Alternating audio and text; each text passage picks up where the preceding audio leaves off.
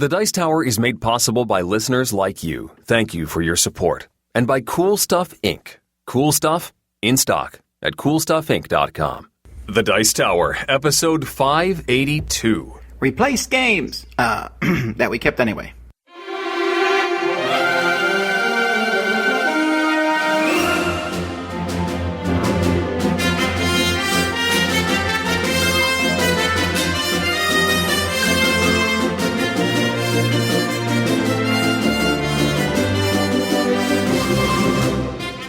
Welcome to the Dice Tower, a podcast about board games and card games, and especially the people who play them.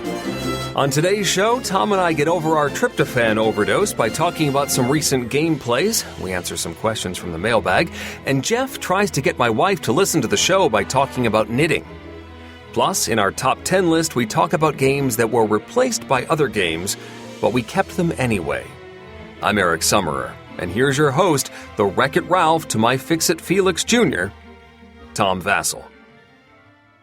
I will accept this. Oh, good. Because you realized about 5 minutes into the first movie that Fix-It Felix Jr. is a jerk. Well, he sort of learns his lesson. Yeah. He's an okay guy. Have you seen the second one? I have. We saw it yesterday. The best scenes in the new film are the ones with the Disney princesses. That's what I've heard. Is Fix-It Felix in the new movie? He is. He sort of covers for Ralph while he goes on his adventure. He's like, I understand what you need to do. I'll cover for you. They never explain what he does. Like, what happens if somebody plays the game? That was like the whole problem in the first movie, and now Ralph's off on the internet doing stuff. I don't know. So I thought it would be funny if, like, Fix-It Felix Jr. was pretending to be Ralph and breaking the building or something. He covered for him somehow. I don't know. Anyway. Science. All right, yes. Folks. Well, welcome to the Dice Tower. I'm Tom Vassell. Hi there. I'm Eric Summerer. And we live in the most wonderful time of the year. And that's for a variety of reasons, but mostly because we are, like, neck deep in amazing board games. Ooh. Neck deep. Well, how do you store your board games? Like Scrooge McDuck. I dive into them and swim around in board games, which is problematic because then they all spill, and then there's just vast pieces, and it's a pain.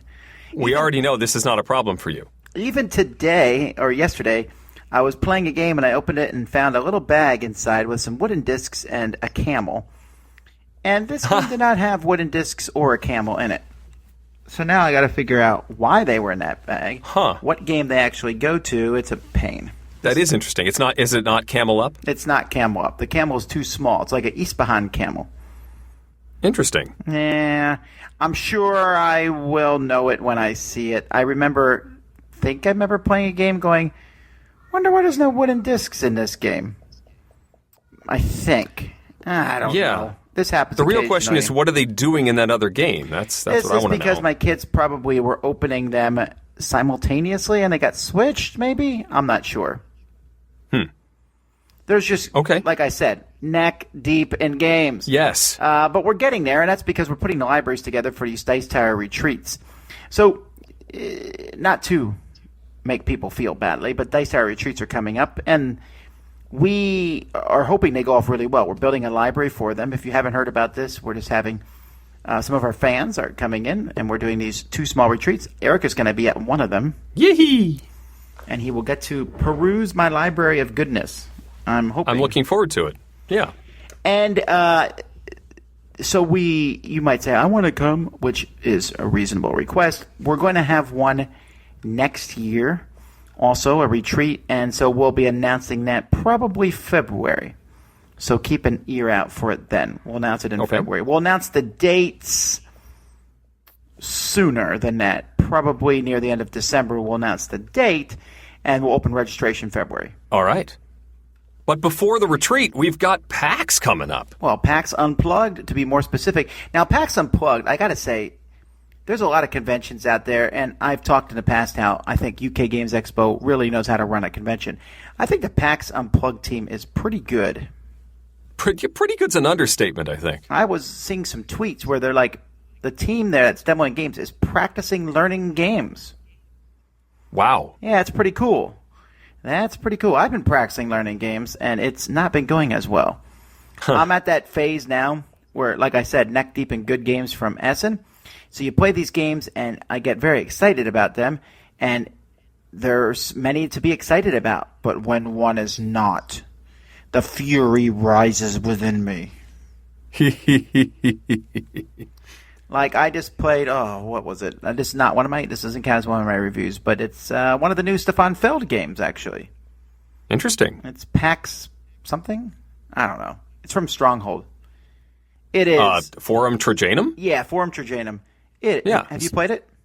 Yeah, so I talked about it last time. Oh. I listened. Yeah, I don't I'm sure remember. you did. And here's why, though, folks, because it is like, I mean, let's not call Stefan Feld a master of theme, but in this particular game, he sucked the theme out like no one's business.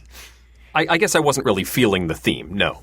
No, but not only that, it's just, at the end of the day, you look at it and you're like, super forgettable. Like, there's nothing about this game that stands out.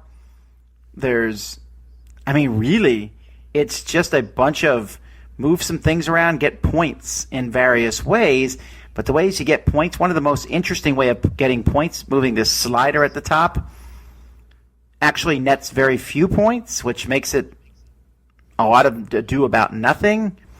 The game has... If you really focus on it, you can earn a lot. The real payoff's near the end of that track, but yes.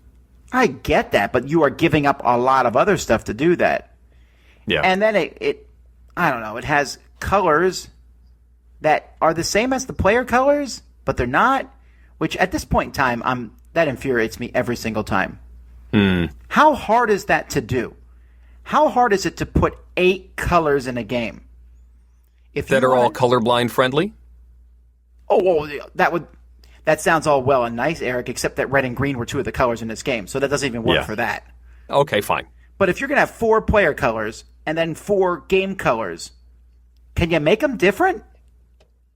Does it make any sense to make them the same?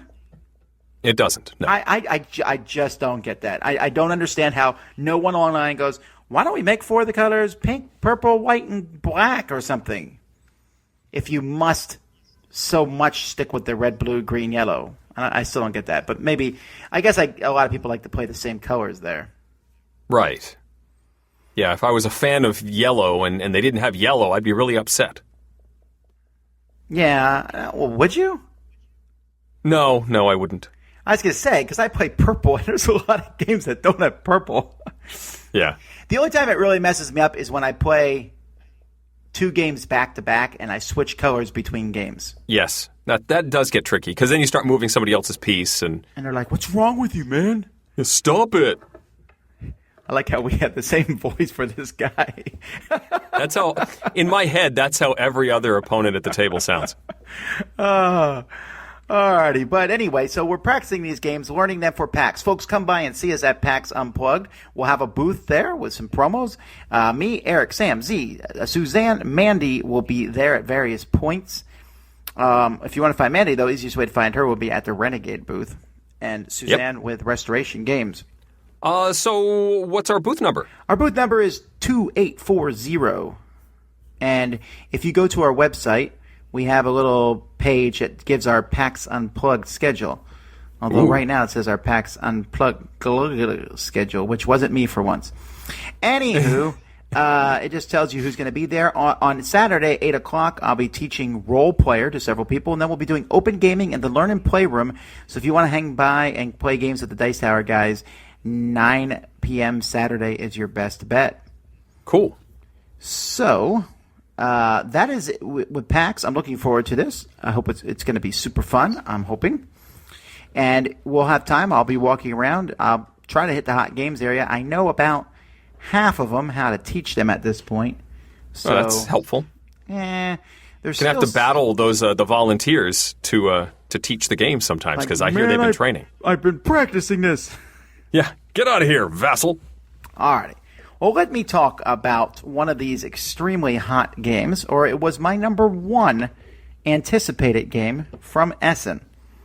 And this is Underwater Cities, designed by Vladimir Suchy, and I believe in America, Rio Grande has picked it up. Oh, neat. Wow, Oh, that's cool. not neat. Because that's unfortunate. I was hoping someone with really good production quality would pick it up. Ah, But and here's one of the things. This is my only. I have two negatives about the game. One is it's fairly lengthy. It says 40 minutes per player on the side of the box. I think you could probably do 30 minutes, but 40 seems reasonable. okay. So that makes it a kind of lengthy game for 4 players. But anyhow, it comes with a lot of resources for these different things that you're doing. Kelp is one of your resources, for example. And it has a lot of 1 pieces and a lot of 3 pieces for these things. A lot of 3 pieces. And on the final turn of the game, you need a lot of these 3 pieces. During the game, not so much, because you're constantly spending this stuff, and there's not enough 1 pieces, I think. And since it's not generic cubes or anything, I can't really supplement them. So I'm really not sure how to fix it. It just feels like we're always you have to make change all the time. You got 5, you take a 5. You know what I mean? You can't ever sit on a pile of 1s even a little bit. Right. Anyway, those are my 2 negatives. What this game is it is a big futuristic game, and it's a Euro game where you're building an underwater city to help the Earth and have people live underseas and eat kelp and stuff like that. And so over the course of this game, I believe there are 10 rounds in the game, and in each round you're going to take 3 actions, so you get 30 actions total. You are going to, for each of your actions, you are going to play a card from your hand and pick a card slot on the board. There's a certain number of card slots on the board, so let's say in a 4-player game there's 15 of them. When you pick the card slot on the board that has actions on it, you will take those actions. You will also take the actions on your card if it matches the color of the card slot. There's 3 colors, red, green, and yellow. And so if I play a green card and I put it on a green slot, I get to take the actions on the card and the actions on the slot. But sometimes I really want to take certain actions and I don't have the matching color card, or I don't really want to play that card right now or whatever. I might play a different color card. I still get the slot, but I don't get whatever is on that card. And they kind of differentiate them because the green slots, the actions on those slots are the worst actions. They're just not as good as the other actions. But the green cards are the best. And the orange card slots are the best actions, but their cards are okay. And so a lot of these actions are take resources, build stuff. You're building these underwater cities that are these little plastic domes, and you're building buildings in them. You're trying to set up for these production phases over the course of the game that will give you a lot of stuff and points and things. And you're just trying to move around and set up this thing, and the cards will give you more of that, although some cards give you permanent special abilities, or card will say if you do this, you get to do that, and there's these big combos that you can pull off, and you start the game with almost nothing, and you're like, how will we ever survive? And then as the game goes by, you'll be like, oh, that's how we'll survive. Not only that, I'm thriving. And it's really fairly easy to teach, actually. I was surprised. I would like to do a quick shout out to whoever did the rules. They did an excellent job. Cool. I don't always say that, so we should point it out when it happens. Yeah. And it was not a hard game, but the amount of decisions you have, like on your turn, you only have a hand of 3 cards. So you're only going to play one of those 3 cards, and you only have 15 actions on the board, which will go down as each person takes one.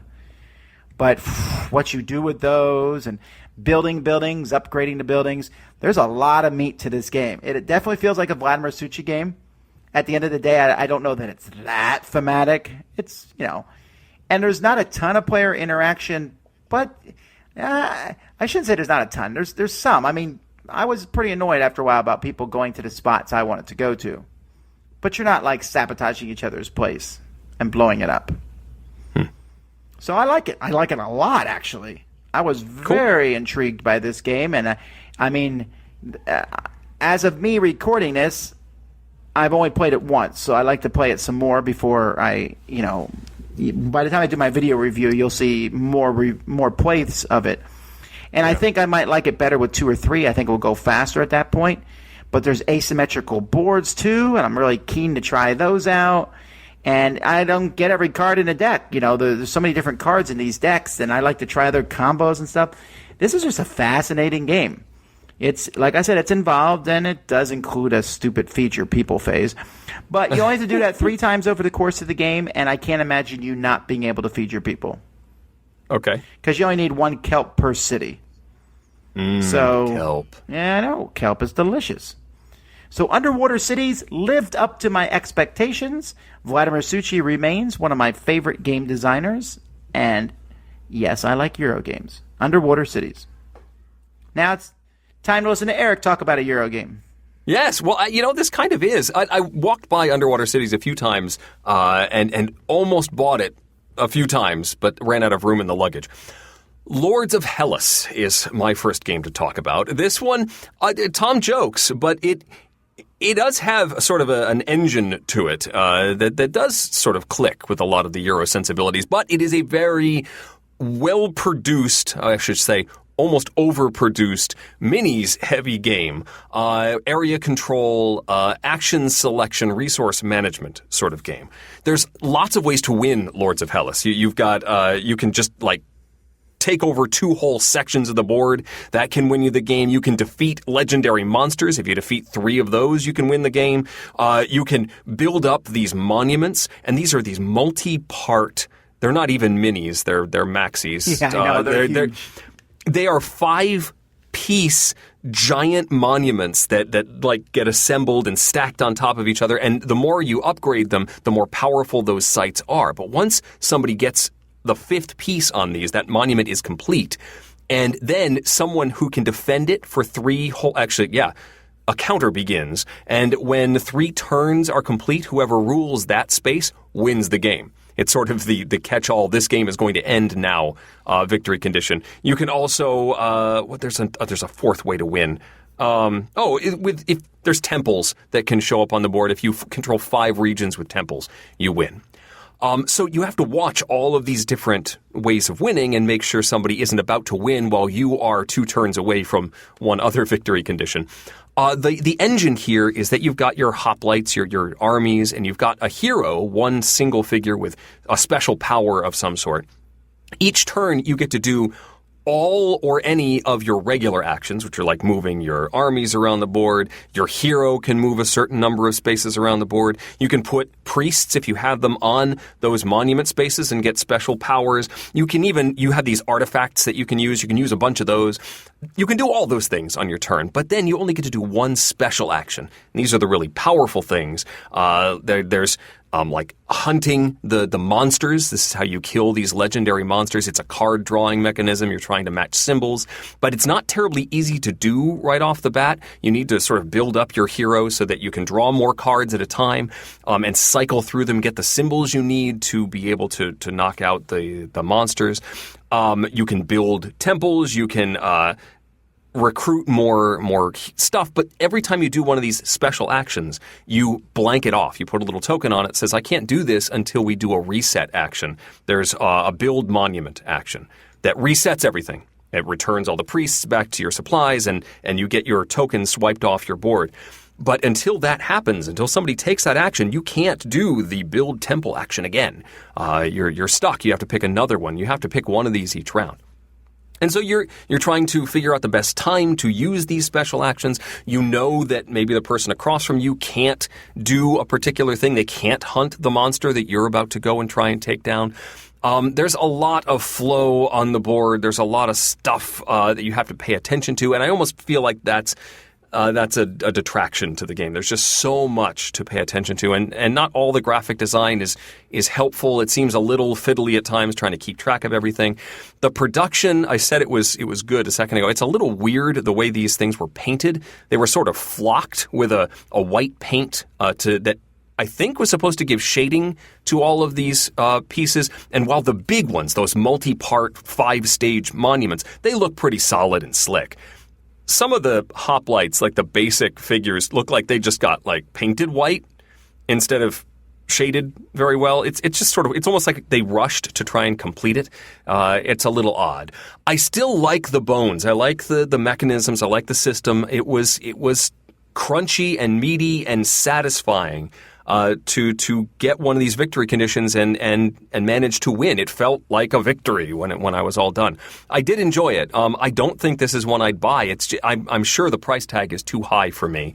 I think it would be a little bit more attractive in a more scaled down package. It doesn't need to be quite so built up, but those multi-part monuments are pretty cool.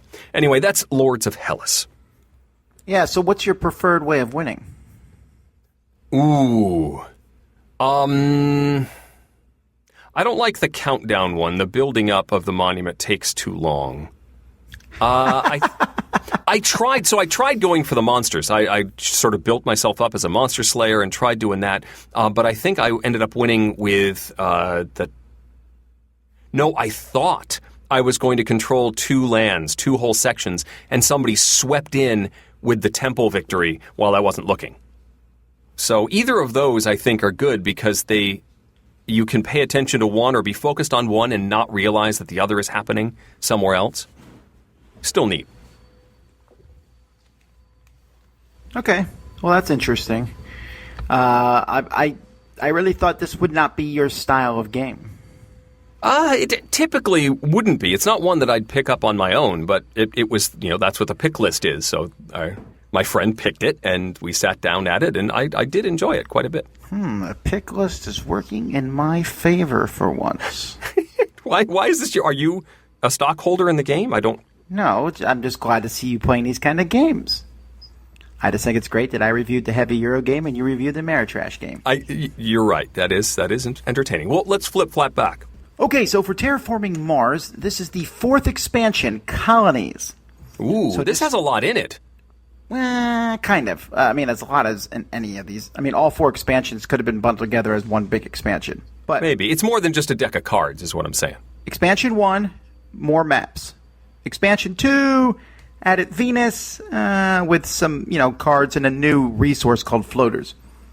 Expansion 3 is Prelude, and when you get it, you stick it in your game, never take it out, always play with it forever and ever, amen. If you don't have it, I won't play your copy of Terraforming Mars. Okay. That's how important it is. It is awesome. Terraforming Mars Colonies is the second best of the expansions so far. Really enjoy this one. So you put a bunch of colonies on the board. You'll draw from a pile of tiles. You'll put out one more than a number of players. And so you put out these colonies, and each colony has a tracker on it. So on your turn, if you have some extra money, you can basically put a colony on one of these planets, whether it's Ganymede or Pluto, or some of these big earthly bodies. And when you put a colony on these planets, you get some sort of bonus, depending on what kind of planetoid it is. So maybe one gives you production of plants. Maybe one gives you production of steel. Maybe one gives you a pile of heat. There's one that gives you animals and microbes. And then each player has a trading ship.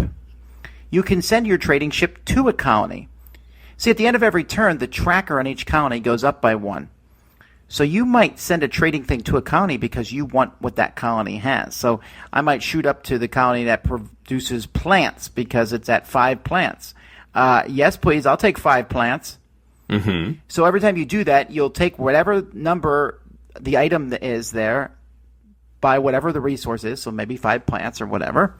You then reset the counter, and everyone who has built a colony there, which can be up to 3 different people, will also get a bonus.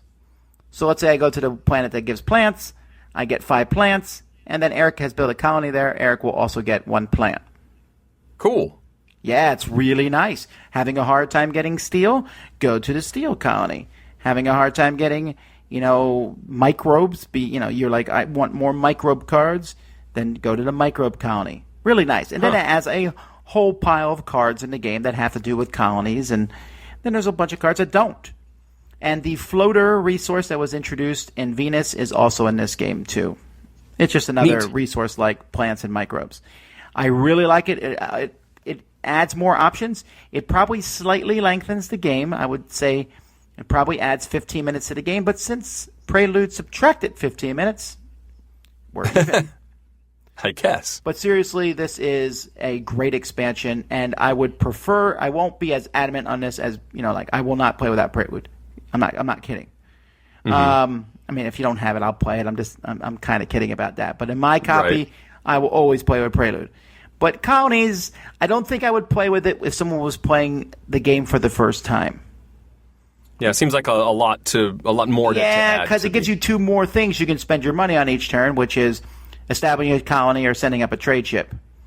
Yeah. Setting up a trade ship doesn't have to be money either. It could be, I think you can spend titanium on it, or energy can be used to send the trading ships up.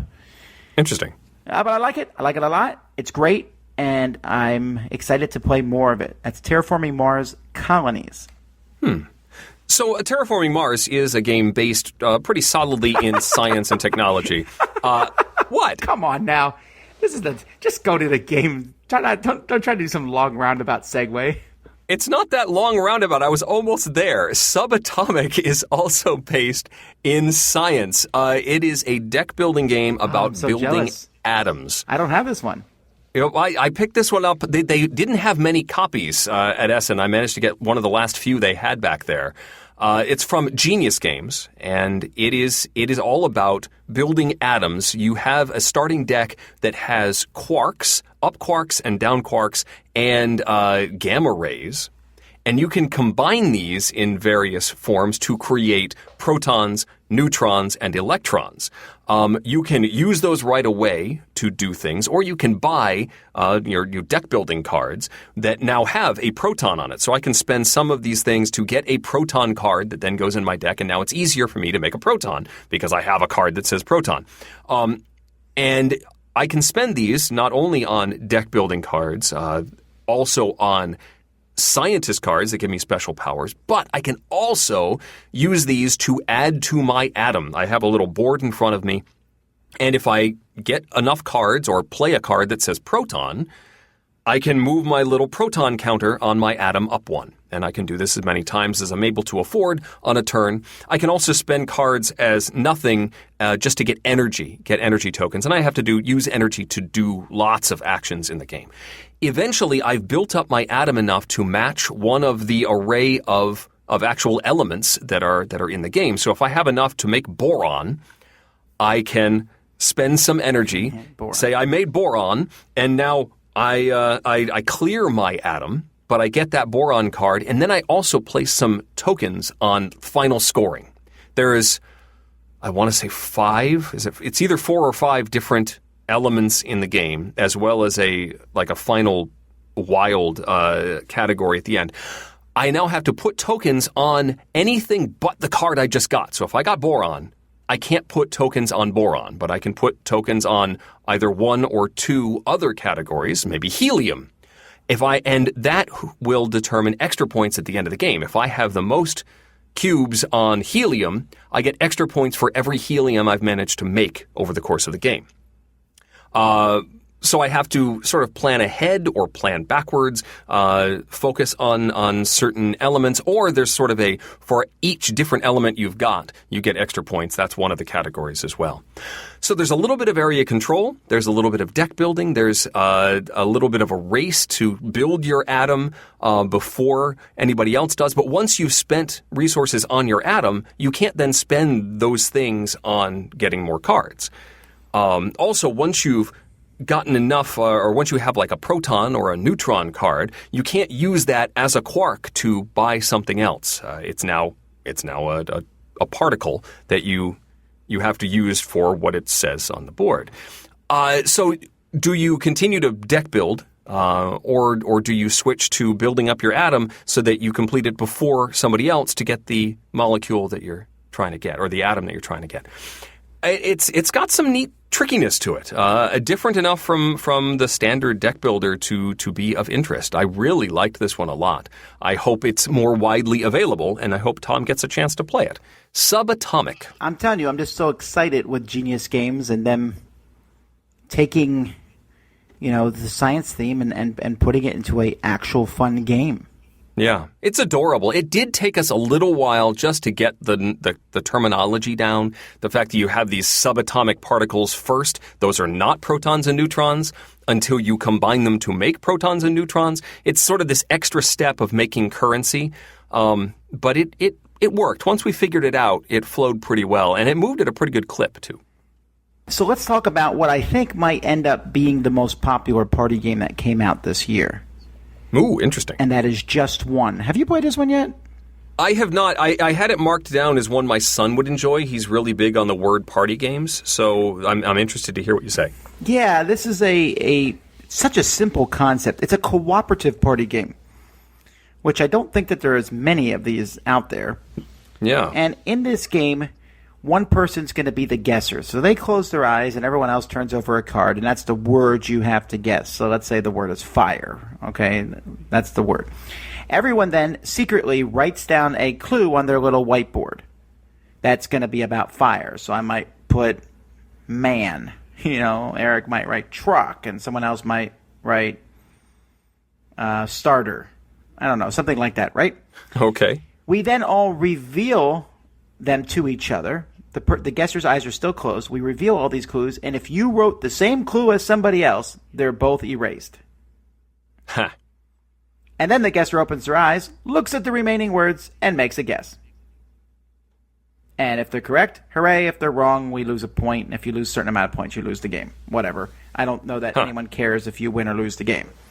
It's, it's just like every party game. You're just playing to see if they guess it or not. Who cares? Right.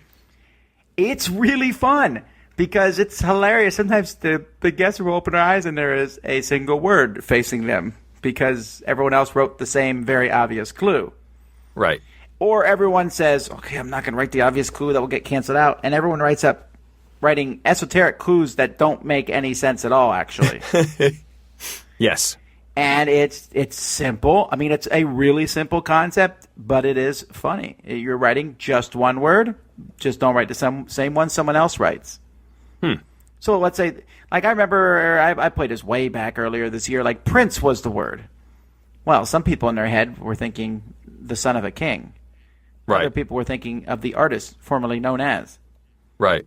And so one of the clues was purple, which is not super, when you look at the word purple, you might not be thinking Prince.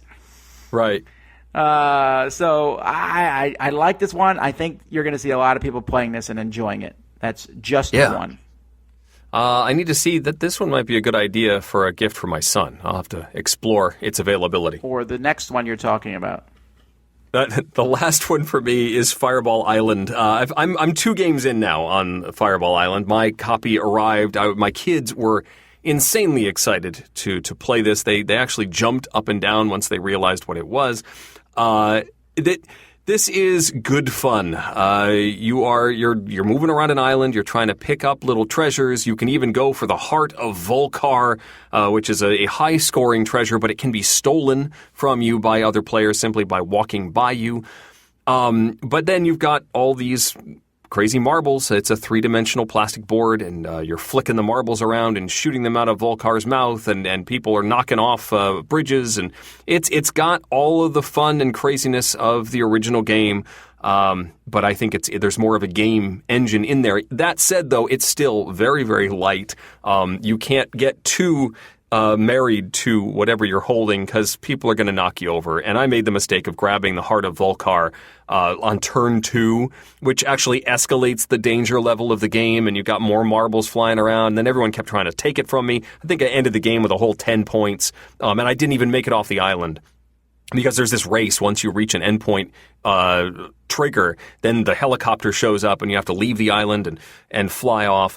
And if you don't make it off the island, some of your point scoring things don't even count. Your pictures that you can take all over the island.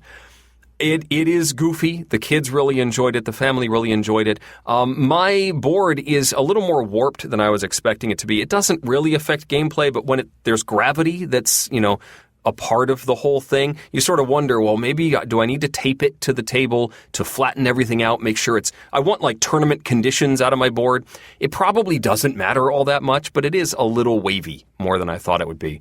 But otherwise, I think it's very solid. I got the painted minis and the special marbles and stuff. It's exciting, and I have not yet explored the expansions, but I think it's going to happen very, very soon. Well, let me give you a quick rundown on these. New cards, the new box of cards, that's good. You don't need them. They're just more cards and stuff. That's fine. Then you have the extra piratey board with the ship and the cannons. It looks cooler than it is. Okay. It's not mind-blowing. It's, it has some cool rewards, but it almost adds too much stuff to the base game. Like, oh, there's another board. I don't know how often I'll bring it out. Right. I mean... Huh? Well, I'm wondering if, because it is a race, if you go off to the pirate board, is that taking too much time? No, because there's another picture over there for one thing. Okay. And you can get these purple jewels there that you can spend them on the future to take 2 turns in a row. Ooh. Yeah, so you're not falling behind by going there for sure. Okay. Then the snakes, they're okay. I like the snakes. Snakes are fun. The bees and the boulder and the snakes is really fun. The big giant rubbery boulder. But the bees are amazing. The bees and the tiger. That's my favorite expansion. I will always play with it. Because the bees, tiger, got it. You drop a whole bin of bee balls into the volcano, and they're just pouring out like in this big cascade. And they can sting people. And then the tiger is like one of those frogs that you flicked as a kid. They were like little jumping frogs. Those you like things. put your finger down on it and snap it up, and the thing jumps in the air. Yes, so that's what the tiger is, and you can just shoot it at the island and hope you hit someone. Wow. I love this stuff. I played this with my kids recently too, because oddly enough, the first 4 or 5 times I played this new version, it's been with adults, and I was like, this has got to be played with the kids, and my kids thought it was great. They loved it. It's like everything, like past me, little Tommy is sad because this is the game he wanted when he was a kid. Okay. All right. Yeah, I mean, I brought it with us for Thanksgiving, so I couldn't bring all of the expansion boxes. I hadn't had a chance to pack them all into one box yet, so all that came with us was the base game. But yes, I definitely want to play I'd like to be clear expansions. for those listening. I don't really think you need that much more than the base game. Yeah. The expansions are fun, and they add a little bit of stuff, right? But, yeah, you don't need them all. Not to mention trying to fit them all into that base box. I don't think that's going to happen. I don't think the pirate ship fits, but I've heard the other stuff, the extra cards and components do, if you're very careful. Yeah, that whole being very careful. I've heard tales, I don't know if it's true or not, that Broken Token is working on a box for this. That is the word, yes. Who knows how much it's going to cost, but yes. This is one of those times where I think I might shell out for it. Because I think this would work really well in its own box. Yeah. I mean, there have been complaints about the thinness of the box. It's in a very lightweight box, which I'm fine with. I almost don't want to add too much more weight to the whole thing. But I know some people are really looking for a heavier box. But I'm getting less fine with it. Because I just don't like that fold in the box. Yeah. It doesn't it's got sort of a crease in it. As easily as I'd like it to. I just don't like the fact that I have to... This game feels like work to get it all back in the box. It's not a huge deal. It's just a minor thing. But I'm glad you guys enjoyed it. Fireball Island. Yeah. Speaking of Fireball Islands, where there's a lack of... You don't need a lot of sweaters there because it's warm? That's a, epically bad segue. 3,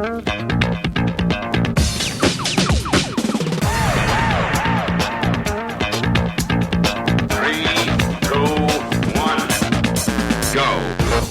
It's time for Game Tech with Geoff Engelstein, where we find out how games really work.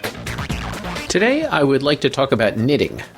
The biggest website for knitters is Ravelry, where they can swap patterns, tips, and techniques. It's a huge site. There are over 8 million registered users, and as I write this early Sunday morning, there are 5,000 people logged in right now.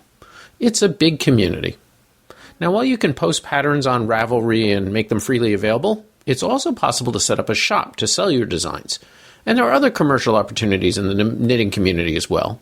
About 1.5% of Ravelry users end up making that transition to becoming entrepreneurs in their hobby, selling patterns, yarn, reviewing, and other services.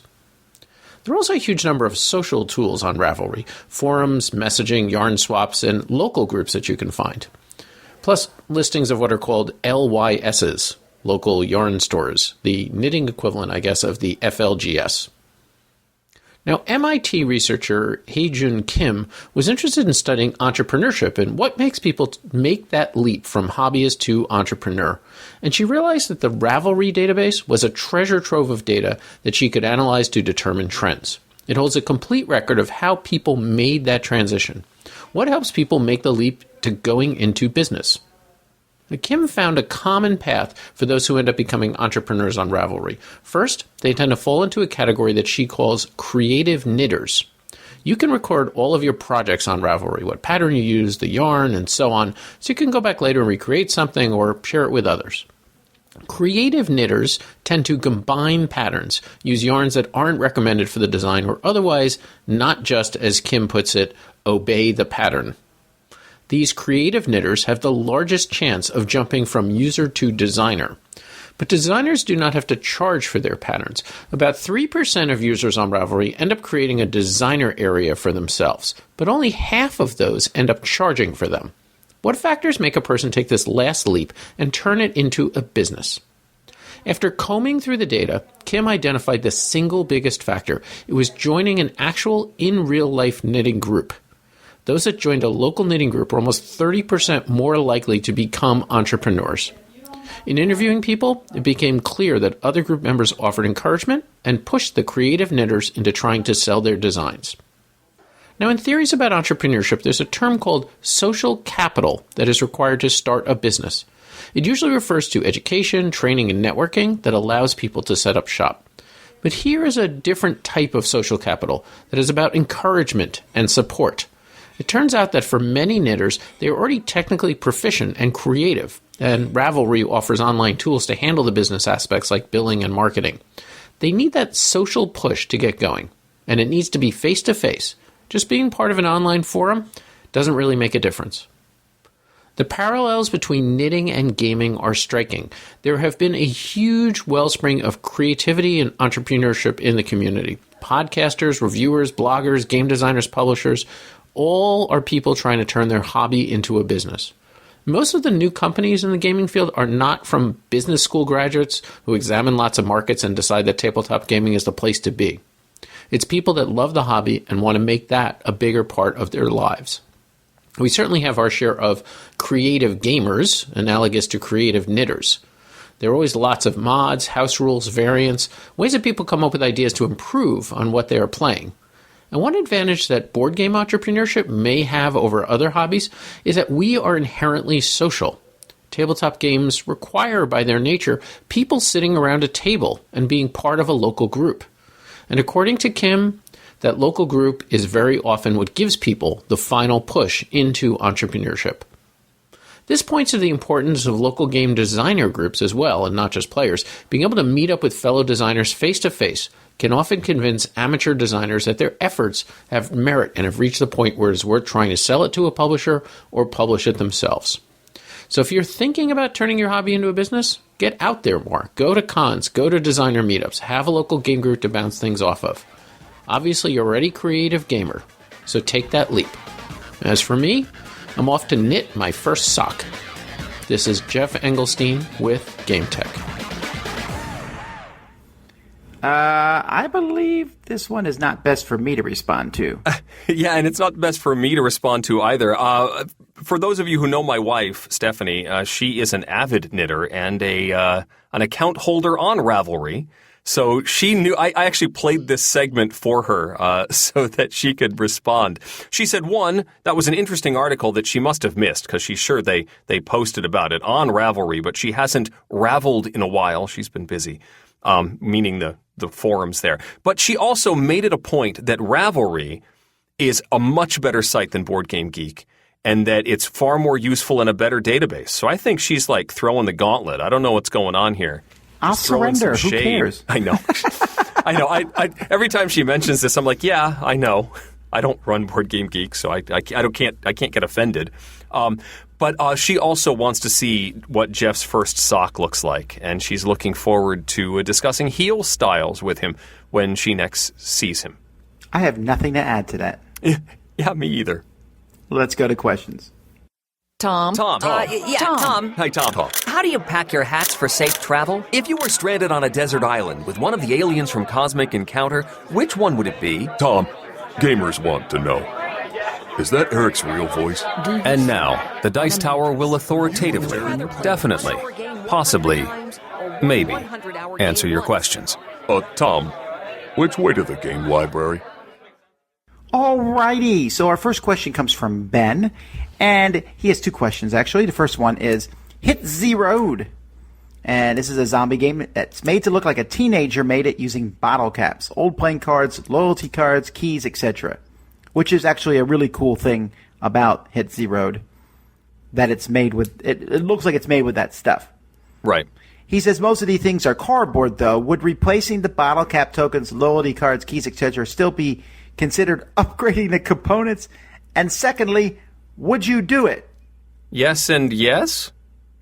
Yes and no? Well, I don't know. guys, I haven't actually seen this, so I don't know like what you'd need to do with. But if the currency is just bottle caps, and I had some way to get bottle caps, I might consider it. Although it would probably scuff up the rest of the components. Yeah, that's what I'm thinking. Bottle caps themselves, I don't know if they're good. See, the components are made to look like some kid, built at this board game. But it looks better than that because they're cardboard, right? If you actually used it, it would look like a homemade board game. I don't know. Right. That's an interesting question, though. I think his main question, though, is the second one. How did you make your board game collection kid-proof? He says when your child is born, it's all cute and cuddly, but within months you can see what destructive capabilities it develops. So he wants to take precautionary methods. He has his games in three places: in a wardrobe, a 3-shelf compartment, and then a big Wes Anderson's the Darjeeling Limited themed travel trunk that doubles as a coffee table. So, he put stuff in the thing, but then his 9-month-old learned how to open doors. And so he keeps moving them, and his son keeps finding more of them to get into. So he thought about making a fake game.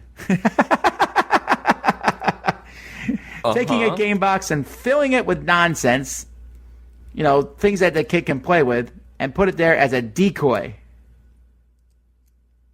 So he wants to know, what general rules or life hacks have you come up with when dealing with kid-proofing your collection? I have an answer if Eric doesn't. Wow, I haven't gone the route of the fake game. That's hilarious. I think that's an interesting idea. For a while, I was okay with them playing with the components of opening up a box, and if everything inside was bagged, I was okay with that. They get a handful of bag. Ooh, neat. Look at this. Yes, as long as the components can't be destroyed and manipulated without taking them out of the bags, I was okay with that. But I guess my kids weren't as interested in pulling those things off the shelf. They had other more colorful things to interest them. Closing the doors on a cabinet, we had a shelving unit with doors on it. That helped. That the handles were not, it wasn't easily opened by a small person. But yeah, I guess teach them how to be careful quickly. That's another way. That's all I got. You asked what we do, so hopefully this won't be a problem anymore. But when they're very, very young, I just put the games out of their reach. It's the easiest way. But you're right. Pretty soon they can start walking and reaching and grabbing and opening and stuff. And at that point, I childproof, just like I childproof the rest of my house, by teaching them to not do it. I can't think of any other better way. I'm not going to spend the rest of my... when they're 16, I'd be like, well, now they know how to use a key. What do I do now? Hopefully by that time, they've learned not to go in my games. And I'll tell They can you listen to this podcast, and then they know what we did. All those years I thought it was a real game. I was trying to figure out how to play it. I'm leaving. I'm running away, Dad. No, but I mean, kids that are 2 years old, they know they're not supposed to be going in those games. Yeah. So you teach them they're not supposed to. You're like, yeah, but they might anyway. Well, then they get in trouble. And it won't happen very often. I have more problems with my 10-year-olds with my games than I have with my 4-year-old. That's true, because the 10-year-olds know what they're doing, and then they scatter things all over the place and want to take a game to a friend's house or to a convention, and then they don't all come back. My biggest problem with my games with my kids is the simple rule that they always forget to follow. Do not get another game out until the first game is done. Yes. Actually, the thing that gets me is that they'll take them out to be creative and make their own game, and then those components are off with their homebrew thing, and then you can't play the original game because they cannibalized it for their homebrew thing. Yeah. Anyway. So thanks for Different letting problem. us vent. Topher wants to know what a rondelle is. We mention it all the time, and we never actually stop to explain it, which we are guilty of every once in a while, not just with rondelle, but with other gaming terms. So what is a rondelle? It is a circular action track. I think the most famous designer, or the one that uses it the most, is Mac Gertz. Many of his games use a rondelle, but lots of other designers use it. And usually you can only move around that track a certain number of times without paying more resources to move farther. And that it sort of limits the actions that you can take in a particular instance without extra exertion of resources. And I really enjoy them because it's kind of neat. Do you go slowly around the rondelle or do you skip around as quickly as possible to return to an action that you did earlier to sort of create a pace to the whole thing? I love them. Does that cover most of what a rondelle is? Does that make sense? Yeah, and we're seeing more and more of them in games. Sometimes they're hidden, and you don't even realize it's a rondelle because it looks like this big circle. I mean, like in Merlin, for example, it's the whole game board is this giant rondelle. There's that new space game from AEG that's some rondelles. There's a new game, Crown of Amera, which is two big giant rondelles. There's a lot of them now in games. Yeah. I like the idea myself. That limiting factor, I think, is a hallmark of the design. So you can't just pick any of the possible actions. There's some, whether it's a map that you're moving around or whether it's an actual circle, you can only pick from a smaller subset of your possible actions at a time. Yeah. Okay. All right, our next question is from Steven. He says he loves escape room style games, but mainly everyone talks about Exit and Unlock. But his favorite is the one from Spin Master, Escape Room the Game, because of the variety and the scope of puzzles. So he talks about, in this game, there's a huge variety in the physicality of the puzzles, big posters where everyone can see it, and all different things about the keys. Although I would argue that just because there's variations on those keys, in Escape Room the Game, to get to the next level, you need to put 4 keys in a specific order. Mm-hmm. And the keys have numbers, letters, shapes, and things on them, but honestly, none of that really matters. They're the same keys. Yes. So whether I put in 1, 2, 3, 4, or A, B, C, D, or circle, square, triangle, oval, that's the same thing. But he wonders why we don't talk about them as much, mostly because I just haven't played any new ones from them. I actually like them a lot. They're big. I do like how big they are. Because you can kind of spread things out. It's easier to see them than on the, scrape your eyeballs out trying to figure out the other ones. Although the one they just released in German, I can't wait till that one comes to America. And it's like, get out of a dentist chair. I love that. I love that theme. It's like, oh no, must get out. Yeah. I enjoy these as well. I think I get your point that there's different ways you can refer to a particular key. There are shapes on them. There's other designs. There's dot positions. there's maybe half a dozen different markings on each one of these keys that can show up in numerous ways in the different puzzles. So it offers a lot of ways to refer to a particular key. I have actually played one of these recently, but had to stop because my phone battery ran out. It's the VR version. Where your phone becomes, you stick it in this sort of unit and you're in a submarine and you actually get to look around. And we started getting frustrated and the puzzles weren't making sense. And then my phone died because it's a huge battery drain. But now I have a better phone battery and I need to try it again. Anyway, I really like them. I think they are pretty solid. But I think because they haven't come out with as many booster packs, new scenarios, it's just not as much on people's radar. Nathan says it's no secret that nice plastic miniatures go a long way in a lot of consumers' minds in motivating them to purchase a game. This is very apparent in a lot of Kickstarter projects, particularly those that offer a lot of Kickstarter exclusive minis. This makes me wonder if it would be feasible for game companies that tend to produce lots of games with miniatures to offer a monthly subscription service that offers consumers a mini of the month. Companies such as Fantasy Flight, CMON, Games Workshop, or Monolith would be the sort of companies that would be well suited to something like this, as they have decent-sized existing libraries of games with lots of miniatures, as well as decent-sized fan bases. If these companies offered exclusive figures on a subscription basis, I would think there would be a good amount of interest in such a plan. Naturally, a service like this wouldn't be cheap, as the minis would be produced in much smaller runs. What do you think of a plan like this? Do you think it's feasible? How much do you think consumers would be willing to pay for new exclusives like this? So I guess one question is, would you subscribe to a particular game, or would you just be subscribing to a publisher and just getting a mini of the month from whatever product they were promoting at that time? Well, boo to that second idea. I don't want some miniature for some game I'm not interested in. Right. The first idea, oh man, I mean, this better be a game that I want a lot of miniatures for. Right. For me, when you say, do you think it's feasible? Maybe. Do you think customers would be willing to pay for it? I think some would. But for me, and I would have guessed a lot of others, I'd rather pick and choose what I want. Not this subscription thing. I'm just not getting it. I keep putting them in, I'm like, ooh, I'm going to get my kids a subscription box of spices or snacks from around the world. They sound good in theory, but in reality, you're just getting some stuff that no one really didn't want to sell.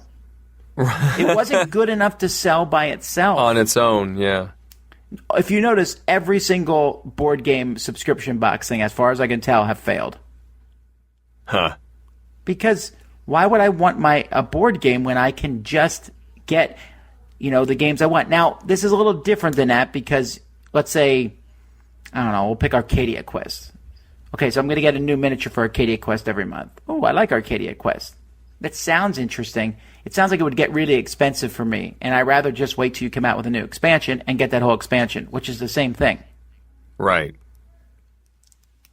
Yeah, I mean, this reminds me a little bit, these aren't minis, but the Pathfinder Adventure card game had a subscription service at one point. I don't know if they still do, but you could get the character decks, not the character, the adventure decks, as they were released. So you'd get one every month or month and a half or whatever, and sort of auto expand your game. I know some people did that. I don't know how many or if it was successful enough to keep going.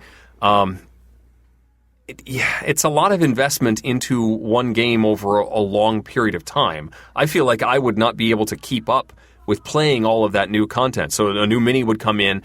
It would probably just go in the box for a little while until I, got that game to the table again if I wasn't playing it every single month. Stores are not a big fan of stuff like this, just as a FYI. Yeah. I always wondered, for a long time, I was like, why doesn't Fantasy Flight let you subscribe to their LCGs? And it's because of local stores. Yep. Because if you subscribe, you're bypassing a local store. Yep.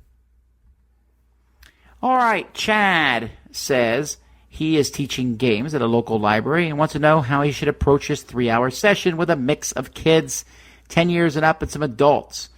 Does he go from a gateway game to a next step game? I'm going to stop you right there. No. Just bring gateway games. Don't bring any next step stuff. Don't bring, he mentions Concordia, Castle Burgundy, and Biblios. No, no, no. No. No, no. No. No. Well, keep going. He's got other ideas. Okay, Santa Maria, no. Spirit Island, no. Trading in the Mediterranean Day, I will fight you. Okay, so this might work if you have like 6 people show up. And you're going to sit there and run that game for those 6 people. That might work. You're saying, so if you had just 6 people, you could do, here's an easy pick up and deliver game, and now here's a more complicated one. And that's probably your whole 3 hours. You're the whole time there helping run that one game. But if you've multiple groups and you're going to be floating from group to group, no. Do not. I just did a game night at my church, and I took in a whole pile of gateway games. And including The Mind, which was a humongously popular hit. So go figure. But I took games that were simple enough that I could teach them, but then let the people keep playing them. And guess what? I still had to go back and answer questions. Yeah. And if I'm doing that with what we consider to be simple games, yeah, I know you want everyone to play these better, greater games. No. Just gateways. You'll be fine. Maybe Eric disagrees. Yeah. I mean, well, he's suggesting a theme session, but I think he's getting a little complicated. He wanted to play Santa Maria into Spirit Island, so first you settle and then you drive the settlers away, or a farming day, so you only bring farming games. I think you can have a theme, but you still have to stick to the gateway stuff. Unless you start getting a group that is looking for those more complicated games, I think you have to start Gateway. As simple and as boring as that seems, you have to start with the basis because you're always going to get new people. I always get a kick out of when people play these Gateway games, though. I know that they seem boring as if you're a gamer, but I'm telling you, I play them like when I was playing these games Friday night. People just kept saying, wow. These games are really strategic, and I'm playing games like what's the pizza game? A New York Slice? New York Slice, and Archaeology, the card game, and The Mind, and it's really simple games to some degree. And people are like, "Wow, these have so much strategy. They're so fun." Yeah, that's a win. I didn't bring Sunken Cities or Underwater Cities. That would have been insane. Yeah.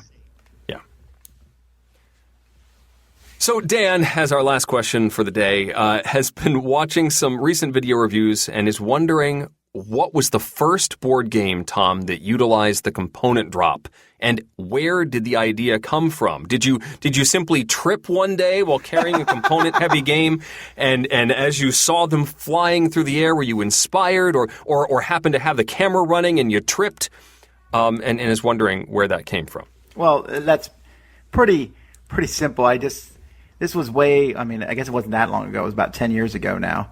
I don't remember the first one. I want to say it was a Cthulhu-ish game. I don't remember. It was a Steve Jackson Cthulhu game, maybe? Under the Stars or something like that. I'm not sure which one it was.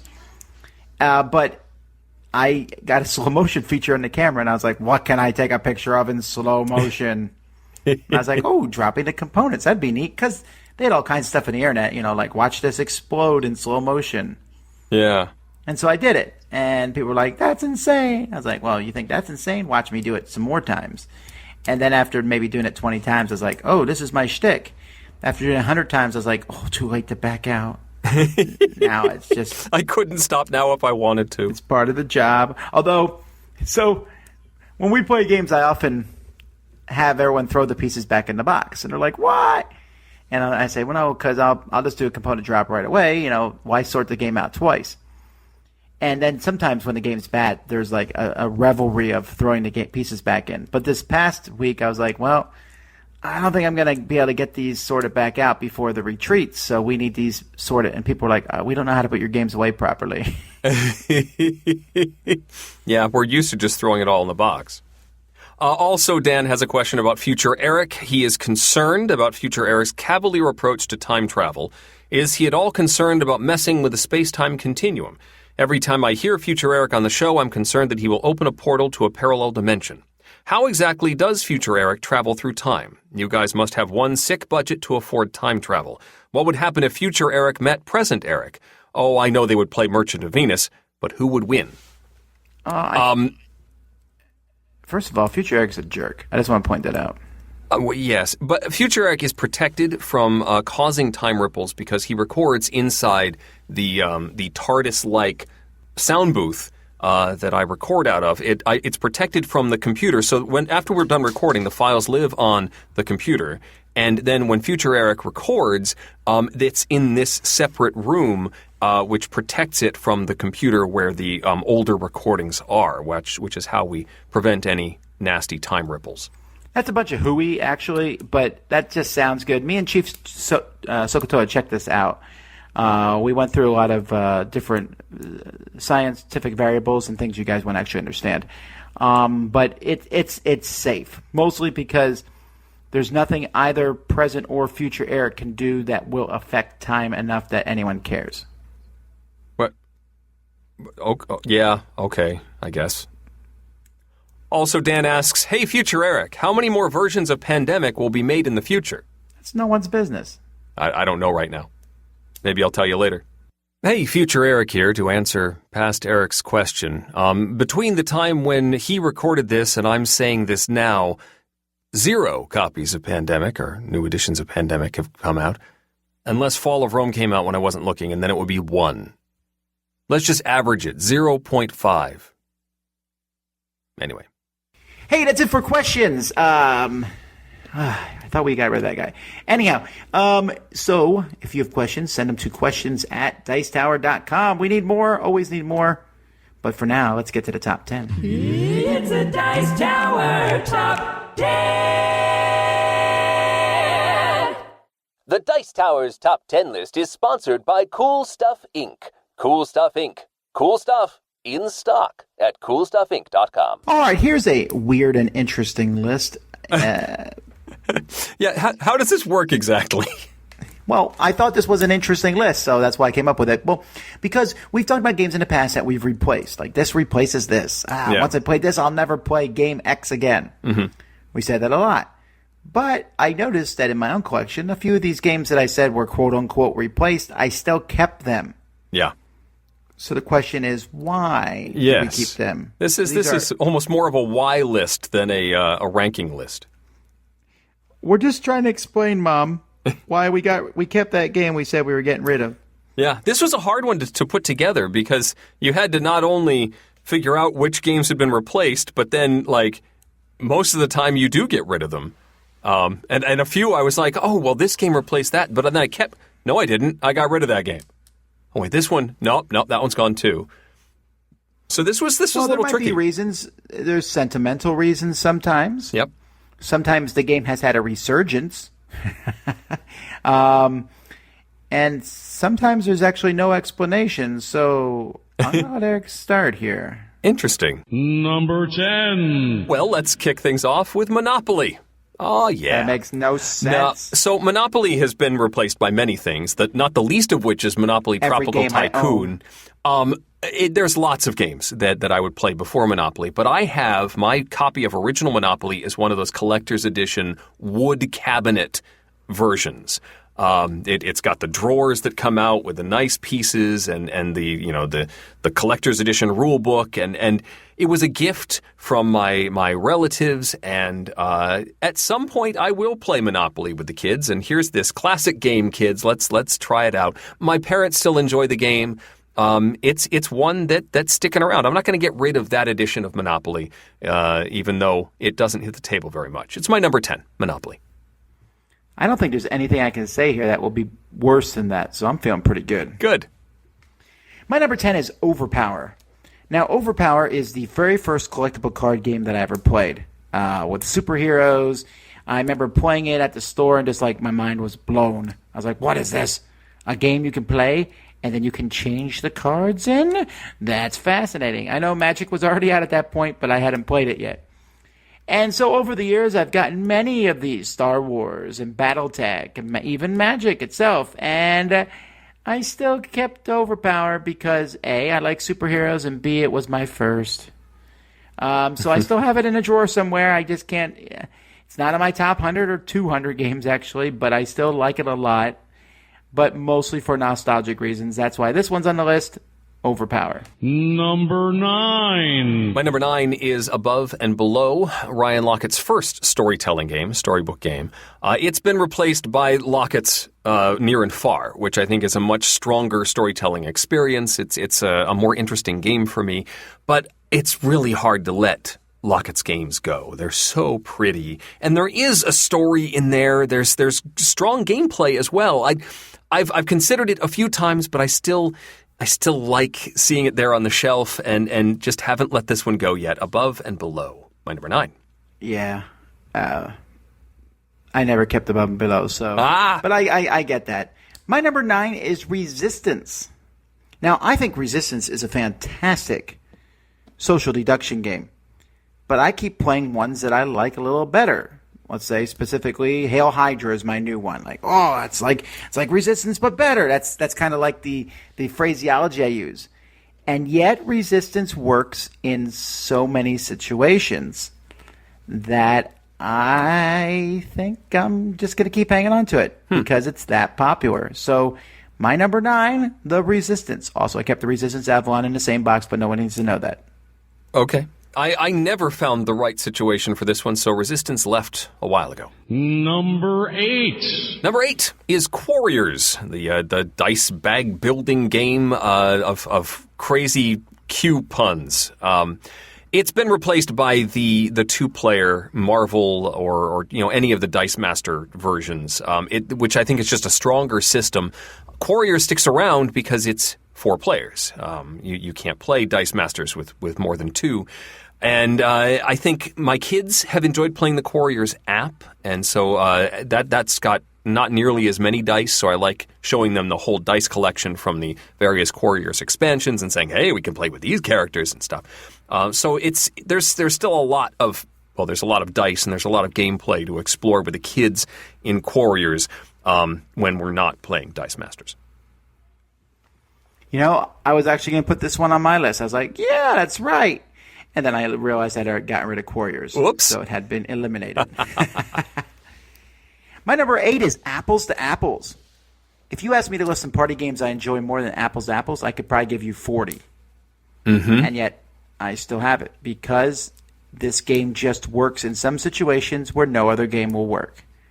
Some people will come over and I don't have time to teach a new game, or maybe I'm somewhere else. I'm like, here, play Apples to Apples. It just always works in every situation practically, especially with people who don't play many games. So I keep it for that reason. Yeah, I never owned Apples to Apples. I think my go-to would be Happy Birthday or Crappy Birthday. And it's got the same mechanisms, but it's with pictures and stuff, and it's much more of a hit with the family. Number 7. Number 7 actually shows up. It showed up on the games that replaced other games list, and I think I mentioned that I hadn't gotten rid of it yet, and I still haven't gotten rid of it. It's Metro. This one has been replaced by Indigo, the Reiner Knizia game where you're making paths and sending gems around.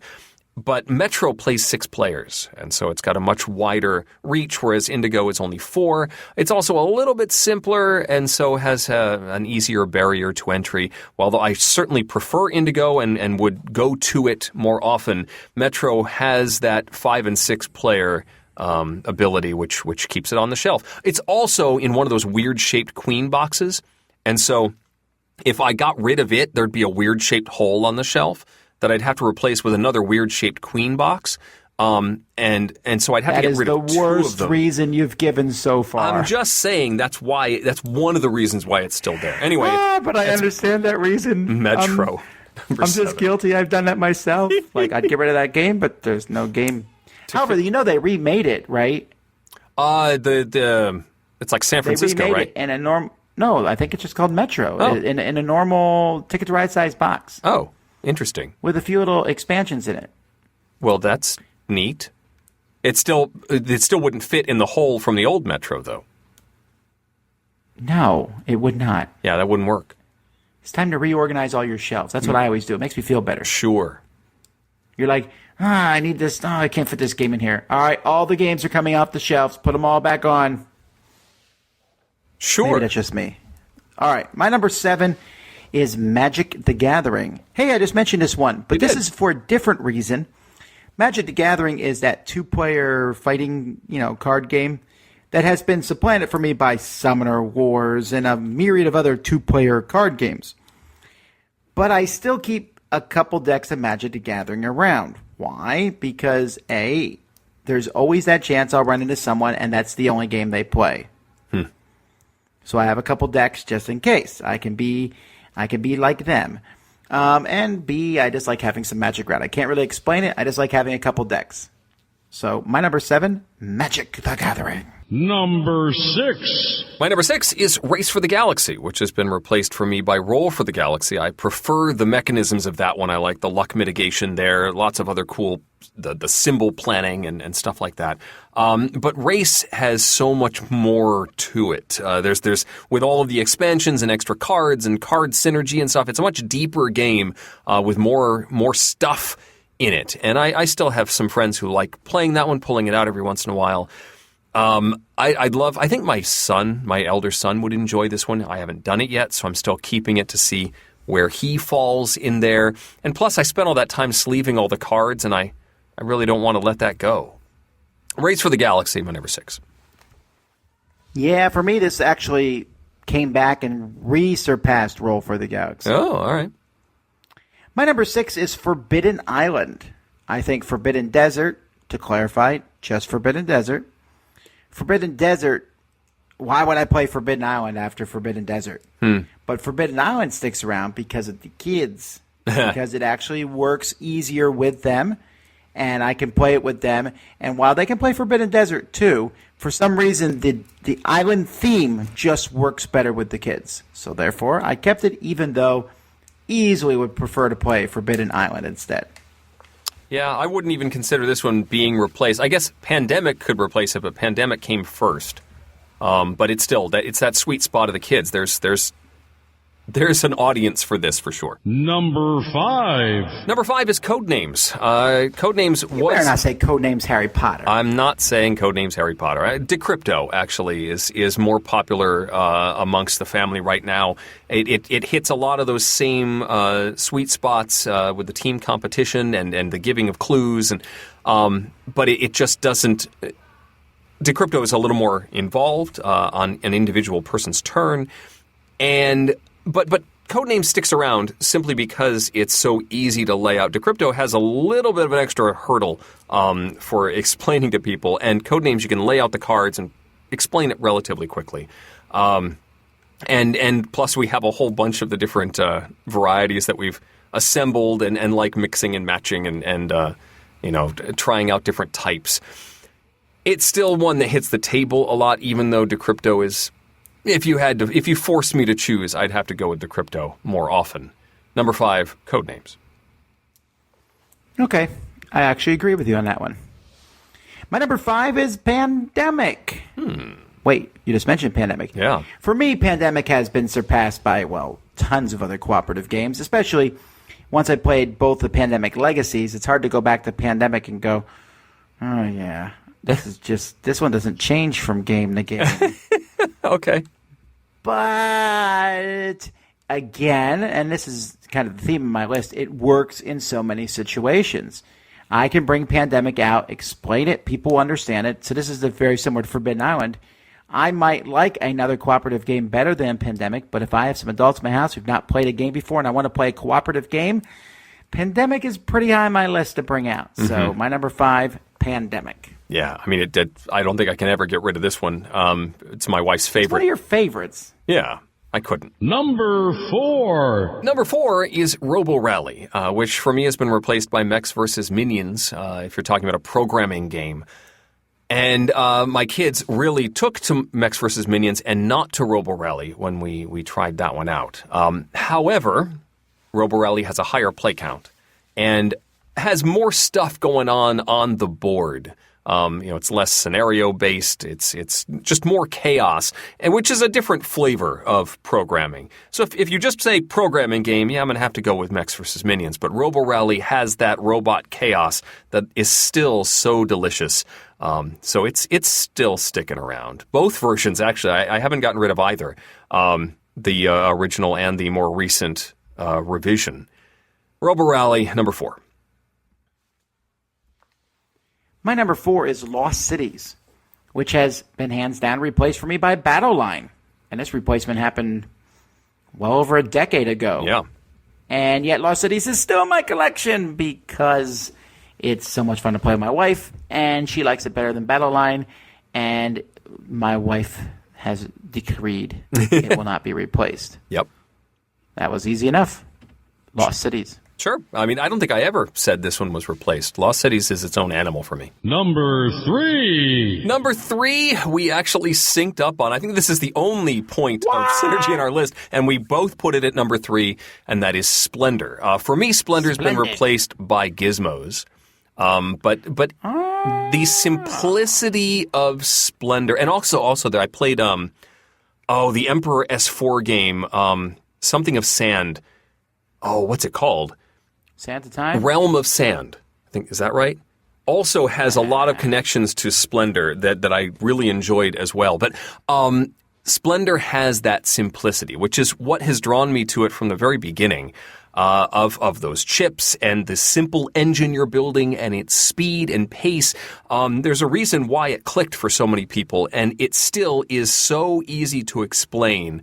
Gizmos has a little bit more of a hurdle to it, even if I would prefer to play Gizmos. Splendor is solid, and it works for so many groups, and that's why it's still on my shelf. How about you, Tom? Well, actually, I can see why you replace with Gizmos, but I would also include Majesty and Century Spice Road. Yeah. Both those games just pile drive Splendor. Boom, I'd rather play those any day. Done.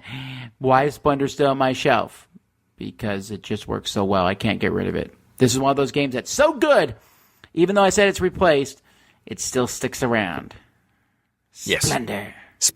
Number 2. Number 2 for me is Time Stories. I was and am still very excited about this Time Stories system and the exploration, and it really feels like a point-and-click adventure game, and the cooperative exploration of the game, and how different each module is. But the escape room games, Unlock and Exit and Escape Room the Game, have sort of supplanted that. They are quicker. It's easier to get them to the table. I can play them with the kids. Time Stories tends to play a good bit more mature, and so I can't necessarily, without knowing what I'm going to find on these cards, play it with the kids. But I still keep it because I still keep buying the expansions because I intend to play them. And I know there's more stuff there. I have adored my plays of this game. It just I haven't found the right group to play it with lately. But it's still so cool. And every time I look at it, I'm like, I really want to play that, but not right now. Not now. Later. Now. Not now. And I'm keeping it because I'm going to play them eventually. One of these days, I might just play them solo. But that's Time Stories, my number 2. Yeah, I feel you. All right, my number 2 is Dominion. I love Dominion. I love the new expansion for Dominion. I'll try to talk about that in the next show. New expansion's great. Dominion's still one of the best deck builders. And every time I get a new deck builder, I'm like, I don't need Dominion anymore. It's time to replace it. Then I play Dominion again, and I keep it. And then I play a new deck builder. I'm like, yeah, this is better than Dominion. And then I go back and play Dominion, and I keep it. It's warm. It's comforting. Yeah. It's home. It's my blankie of deck building games. Dominion. I agree. It's my blankie as well. Although I have fallen behind on the expansions. I don't think I've picked up any of the expansions since they switched to the U.S. printer. Maybe one of them. Maybe the first one. But I have not gone beyond that. This newest one's good. I didn't even know there was a new one. Yeah, that's what I thought. Yeah. And finally, number 1. Number 1 is Agricola, and not for the reason that you think, because I still have yet to play Caverna. Agricola has been replaced for me by another farming game, Viticulture. I just think that thematically that one clicks a little better. I would certainly choose Viticulture over Agricola, but Agricola has all those cards to explore. If I'm really looking for crunchy, Agricola is there with the technology cards and the job cards and what combination are you going to get and how do you plan your strategy around them. I still love that. Plus all the little bits and animals and farming and the planning of your farm itself. And while Viticulture is a much more clean machine, Agricola still gets me excited to play it. It's my number 1, Agricola. Nope. Agricola was replaced and replaced.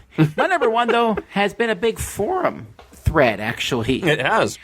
On the things. And this is not because of that. I already had this list done. And that is Lords of Waterdeep. And we had one of those typical forums where people say, how can people like such a game when it's obviously not a good game? Which you might want to rethink that if a lot of other people seem to like it. Maybe you're the one that's wrong. Anyway, Lords of Waterdeep for me clearly was replaced by Champions of Midgard. Champions of Midgard is the better game. It's one of my favorite games of all time. I love it. It's fantastic. But I also love Lords of Waterdeep so much that even though Champions of Midgard replaced it in a sense for me, I won't get rid of it, especially with the expansion. It's such a good game. It's such a great... Gateway game's pretty strong because I don't think it's that easy. Mm-hmm. I think sometimes we start using the word gateway for anything that's easier to play than Go. But it works well in so many situations. I still enjoy playing it now. There's all these new worker placement games that do things cooler and faster and better and neater, and I keep coming back to Lords of Waterdeep, a really entertaining game. That's my number 1. Yeah, I guess I could have put this on the list because my reason for keeping Lords of Waterdeep is so odd. I think I've mentioned before that there are characters in Lords of Waterdeep that I voiced in Dungeons & Dragons books. And even though I don't play Lords of Waterdeep very often at all, I'm keeping the game because it's got these characters that I'm like, that was me. I performed that guy. And so I can't get rid of it. That is a strange reason. It's a bit Let's see what the people said. Number 10 is Stone Age, which I guess just has been replaced by a lot of more common worker placements. Yep. Number 9, Agricola. Probably, I'm guessing most people, it's Caverna. Probably. But they're like, I still like Agricola and I'm keeping it. Mm-hmm. Number 8 is Seven Wonders. Yeah. A lot of other drafting games, people like that. Like Sushi Go, some people like that just because it's a cleaner drafting game. I actually consider putting Seven Wonders on my list too. Because I feel the same way, right? Like there's better drafting games, but I still like Seven Wonders. Yeah, it's a pretty cool game. 7 is Carcassonne. A lot of other tile games. 6 is an obvious one that I did not put on my list, but that's Terra Mystica. Because that's been replaced probably for many people by the Gaia Project. Okay. Which is, basically the same game just with a new theme. Right. But people probably still like Terra Mystica. 5 is King of Tokyo, although I don't know what's replaced it. Yeah. Maybe there are other... King of New York, because that's clearly not the case. It might be, though. That could be what they're talking about. Yeah, you barely even sell that in stores anymore. King of Tokyo is still around. Huh. Number 4 is Pandemic. For the reasons you mentioned. Yep. 3, Lords of Waterdeep. I feel like they're reading my mind, Eric. 2, Dominion. There it is. What? And 1, Catan. I didn't say Catan. I think Catan, though, is like the catch-all, right? Everyone's like, I love Catan. And then I played other games. Right. Yeah, I don't really see a particular game as replacing Catan. I think there's other games that I certainly enjoy more, and I do have Catan still, and the Merchants of Europe, the historical version with the pick up and deliver stuff. But I can't necessarily think of one game that has replaced it, does all the same things. Anyway, I thought this list was fun. Maybe you guys have similar games that could go on this list. Let us know in our forums, either on Facebook or at Board Game Geek. Tell us what games have replaced games there for you, but you kept them anyway. Mm-hmm. We hope to see you guys at PAX this week if you're in the Philadelphia area. We'll eat a cheesesteak with each and every one of you. You can't promise that. Yeah, I'd be super That's fat. a lot of I'm already cheesesteak. trying to figure out how much I'm going to have to. I've already had to walk off Thanksgiving. Yeah. But I'd like to talk about my Thanksgiving pie if we have a second. Or is it time to end the show? Oh, if you want to talk about pie, I know at least other members of the team would be fine with that. I think we got to end here. Oh, We'll see all you right. guys. We'll be back. We should be back next week, actually. We should be joining Suzanne and Mandy for their episode next week that they'll be recording at PAX. We're going to sneak in, I think, and discuss some games. I'd like to see someone make me. Anyway, Kicking until and next screaming. time- yeah. Until next time, I'm Tom Basil. I'm Eric Summerer. And you've been listening to The Dice Tower. Thanks for listening. Promotional consideration has been provided by game publishers in the form of review copies of games. This episode number 582 was recorded on November 25th, 2018.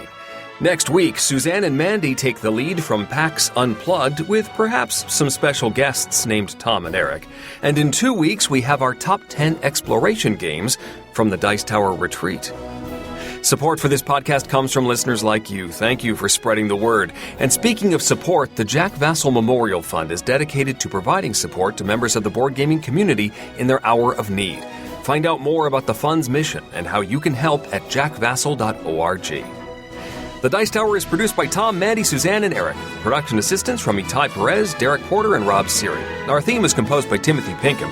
Our response when the children spill an entire bottle of whiteout on the dictionary provided by Where Words. And hosting is provided by Cool Stuff Inc., where you can find great games at great prices at coolstuffinc.com. We love feedback. Visit the Dice Tower Guild at BoardGameGeek.com, email us at dicetower@gmail.com, or follow us on Facebook. And of course, you can find more from the Dice Tower Network, including Board Gamers Anonymous, Board Game Corner, The Snake's Cast, Rolling Dice and Taking Names, The Geek All-Stars, The Dukes of Dice, Our Turn, and Board Game Breakfast at dicetowernetwork.com. Until next time, from all the gang at the Dice Tower, have fun gaming. So the reason I was thinking of you as Wreck-It Ralph is that, you've got the component drop, but what about the component smash? You already do it with a hammer, but why not with your fists? No, that would hurt. Oh. That would be terrible. There are some Anyway. pointy games. So I want to talk about some pies. Yes, please. There were 14 pies, see? There was 8 key lime pies, 2 pumpkin pies, an apple pie, a blueberry pie, a raspberry pie, and a cherry pie. Okay. It actually sounds like it was more than 30. Yeah, it sounds like the setup for a joke. There was no jokes. 15 pies walk into a table. No jokes.